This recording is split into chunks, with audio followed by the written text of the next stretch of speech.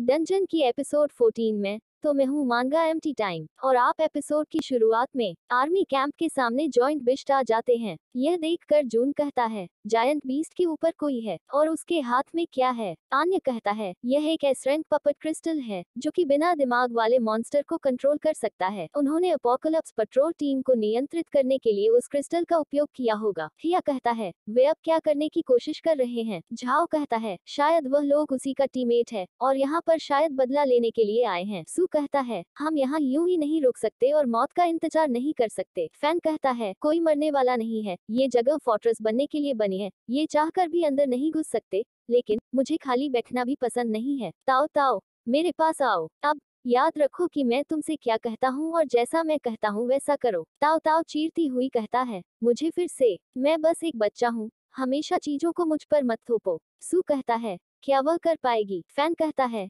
चिंता मत करो, मैंने उसको ट्रेनिंग दिया हूँ। और बाहर बहुत सारी जायंट मॉन्स्टर उस आदमी बनकर को घेर कर खड़े हुए थे और बॉस के पीछे एक बंदा कर कहता है लीडर वे सब उस बिल्डिंग में छिपे हैं, इसीलिए हमने इमारत को पहले ही घेर लिया है, वे बच नहीं सकते। लीडर कहता है बस एक नए व्यक्ति ने ब्लैक फॉग के खिलाफ खड़े होने की हिम्मत की, वाइस लीडर को मरने का कीमत चुकानी पड़ेगी। लेकिन उसी दौरान आर्मी कैंप का बहुत सारे वेपन एक्टिव कर देते हैं। यह देखकर लीडर भी घबरा जाता है, लेकिन वह वेपन एक धुआं छोड़ने वाला वेपन है जिसकी वजह से पूरा बंद कर धुआं में कवर हो जाता है। फैन कहता है ताओ ताओ आर्मी कैंप डिफेंस सिस्टम को एक्टिवेट करके रखना और उन सभी का विजन ब्लॉक करने का कोशिश करना और बाकी मैं खुद ही संभाल लूंगा। और कूद जाता है जायंट मॉन्स्टर के ऊपर और एक मेंबर को सीधा बीच में से काट देता है, लेकिन वहां पर ही नहीं रुकता और सीधा लीडर की तरफ बढ़ने लगता है। लेकिन लीडर अटैक रोककर फैन को दूर झटक देता है।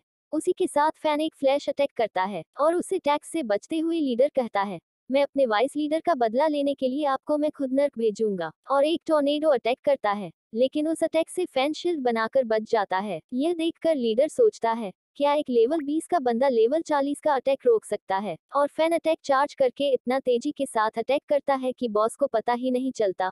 और फैन कहता है यह शील्ड लेवल 50 के नीचे के बंधुओं का अटैक आराम से बर्दाश्त कर सकता है। और दूसरी तरफ से लीडर के चमचे गोलियां चलाने लगते हैं, लेकिन फैन लीडर का बॉडी को ढाल बनाकर यूज करने लगता है। लेकिन तभी उन सभी को गोली मारकर कोई मार देता है और यह गौर कोई नहीं हमारा यू होता है। और फैन उस पपेट कंट्रोल क्रिस्टल को लेकर कहता है अब मैं तुम्हारा मालिक हूँ, मेरे सामने घुटने टेको। और सभी मॉन्स्टर वैसा ही करने लगते हैं। यह देखकर हिया कहता है बॉस बहुत कूल है, मैं अपने पूरे जीवन के लिए ऐसे आदमी का पीछा करना चाहता हूँ और उसका अंडरलिंग बनना चाहता हूँ। ताओ ताओ कहती है तुम तो बहुत मतलबी हो और क्या तुम उससे शादी करना चाहते हो, और तुम्हारा सोचने का तरीका तो बहुत अजीब है। फैन कहता है ठीक है सब लोग, अब मैं बॉस को हराने के लिए इन कठपुतलियों को अपने साथ ले जाऊंगा, तुम लोग यहाँ रहो और प्रतीक्षा करो। सू कहता है नहीं, आपको अकेले जाने देना बहुत खतरनाक है। इसकी वजह से थोड़ा सा सभी लोग खामोश आ जाते हैं। फैन कहता है जू को देखना और मेरा विश्वास करो, मैं इस शैडो दुनिया से सभी को सुरक्षित लेकर जाऊंगा।